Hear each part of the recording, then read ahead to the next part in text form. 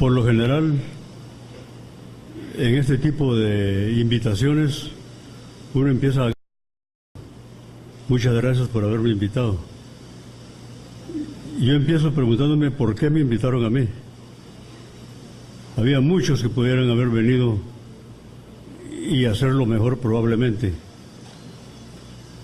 No obstante, me escogieron a mí y me siento realmente satisfecho por la doble condición de guatemalteco y nicaragüense, por haber estado a través de mi padre y luego de mis hijos muy próximo a las luchas del frente, y de estar en este auditorio que tiene el nombre de nuestro querido amigo Javier Gorostiaga. Yo quisiera hacer algunas consideraciones sobre el tema de la memoria, que se ha convertido, el tema de la memoria, el tema del olvido, el tema de la historia, se ha convertido en un tema polémico, que en este momento ocupa un importante debate, sobre todo entre los que quieren renovar la historia. Y de manera importante cuando hay algo que decir, como en este caso, Mónica lo señala en su texto, solo una pequeña porción del pasado se documenta y solo una pequeña parte del recuerdo se registra. Pero hay una conflictiva relación entre silencio, memoria y olvido. Los conceptos no son claros y yo pienso que todo esto es especialmente decisivo que se aclare con ocasión de la publicación de este extraordinario trabajo.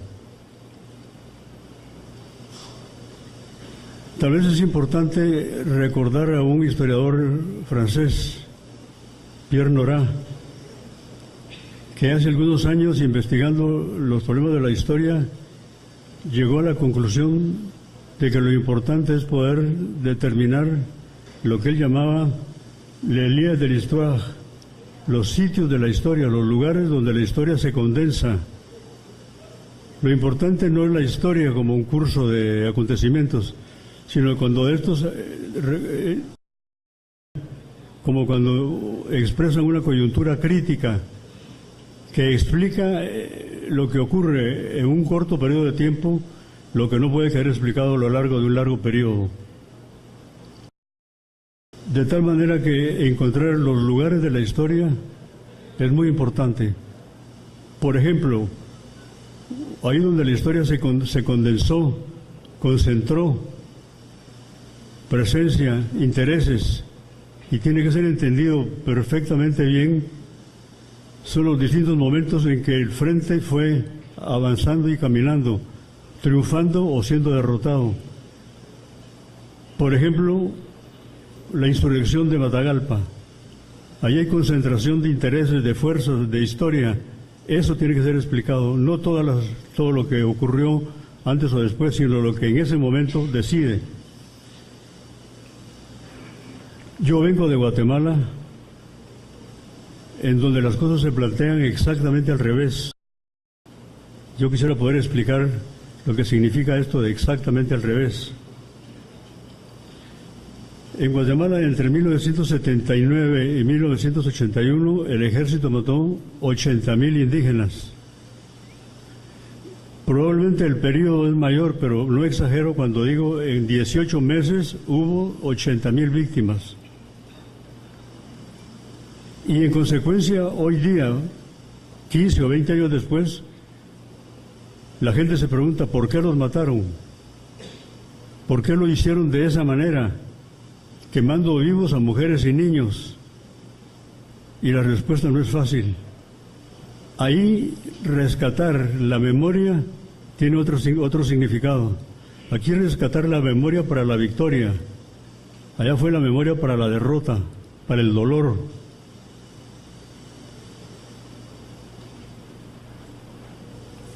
Y el debate se mueve entre dos polos o dos momentos. El problema del perdón y el problema del olvido. Pero hemos podido convencer a la población de que no se puede perdonar si la verdad no se conoce. ¿De qué se va a perdonar a alguien si no sabemos ni siquiera el nombre? si no ha sido juzgado, si no ha sido condenado. En consecuencia, rescatar la memoria es importante como parte de un proceso legal, pero tiene también una dimensión moral, una dimensión ética. Y es que probablemente en numerosas personas el problema del perdón está asociado al problema del olvido, de querer trascender los episodios difíciles y en consecuencia olvidar. Pero repito, solo se puede perdonar si se conoce lo sucedido y solo se puede olvidar como una decisión personal. A través de un organismo creado por Naciones Unidas se publicó hace ya 10 años 12 tomos de un documento que se llama Memoria del Silencio, en donde aparece documentado, pero no de una manera precisa, porque no señala nombres, porque había prohibición legal para señalar nombres, solo señalar la institución, el ejército hizo, pero no el comandante de la zona que en aquel momento, etcétera, etcétera. Tengo que la identificación del culpable es muy importante como recuperación de la memoria. Las memorias del silencio solo parcialmente han ayudado en esta dirección.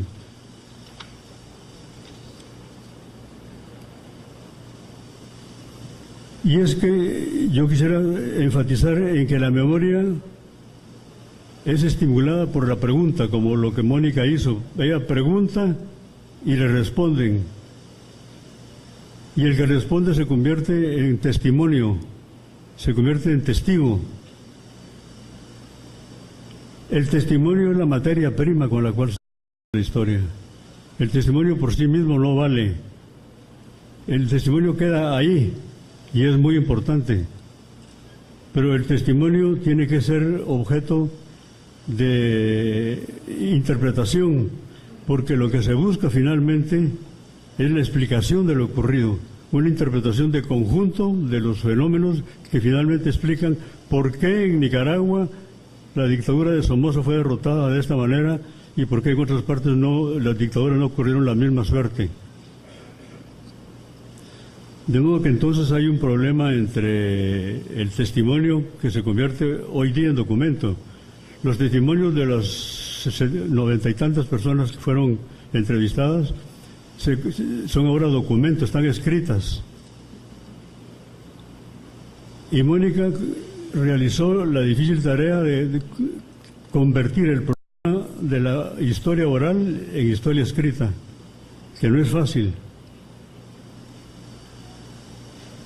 Porque yo quisiera hacer algunas consideraciones sobre este tema del testimonio personal y el conjunto de circunstancias que determinan que el testimonio tenga valor o que carezca de él. No necesariamente el testimonio per se vale según las circunstancias en que se produce y según la manera como se procesa.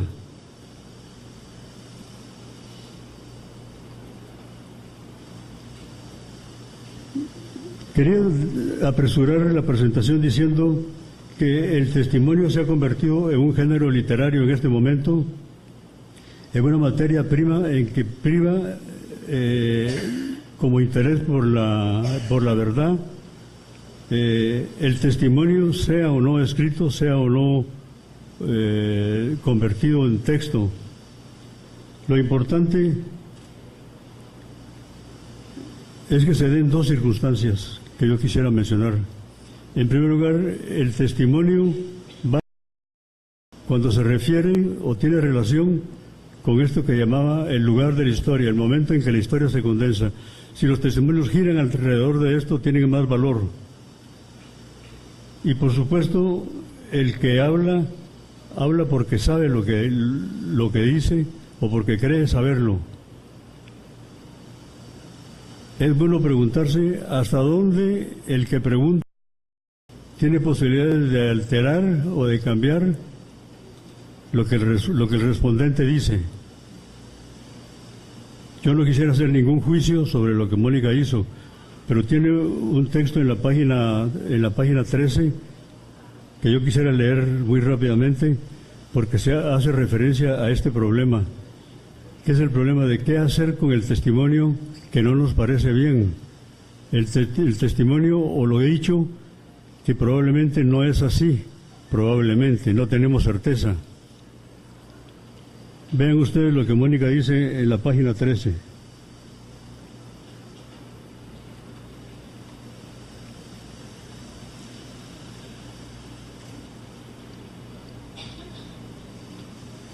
¿Qué confiabilidad atribuir a la memoria de mis ilustres entrevistados, a sus sinceros y espontáneos recuerdos expresados de manera inmediata como respuesta a mis preguntas, cuando no había habido reflexión previa, ni apuntes ni nada que los auxiliara en sus recuerdos? Sabía que la memoria puede, para ser eficiente, actúa de manera selectiva. La memoria actúa de manera selectiva, incluso de buena fe. Se dice lo que se cree que se debe decir. Y dice, estaba consciente de que habían transcurrido muchos años desde aquellos acontecimientos que ahora convocaban al presente y que eran evocados con pasión por muchos de nuestros entrevistados. Y dice además, esto último es aún más cierto cuando el que habla fija, pero olvida, oculta, guarda silencio, distorsiona, confunde, mezcla. Esto último es aún más cierto cuando se trata de situaciones de singular intensidad y que probablemente el entrevistado había sido torturado, una mujer que había sido violada, circunstancias anormales en que el recuerdo se fija de otra manera, con otras circunstancias. En fin, lo que quiero señalar con esto es que hay riesgos metodológicos que no es una necesidad plantearlos, que constituyen característica de la metodología moderna en la historia. Quisiera mencionar inmediatamente después qué es lo que se busca. Finalmente, la pregunta que nos planteamos en este momento es ¿qué tipo de verdad se busca? Con un ejercicio tan complicado como el que hizo Mónica, 10 años de trabajo, 100 entrevistados, más de 1.500 páginas. No me refiero al caso de sino a muchos, pero lo pongo como ejemplo. Finalmente, la verdad que se busca a través de este extraordinario esfuerzo, ¿qué valor tiene?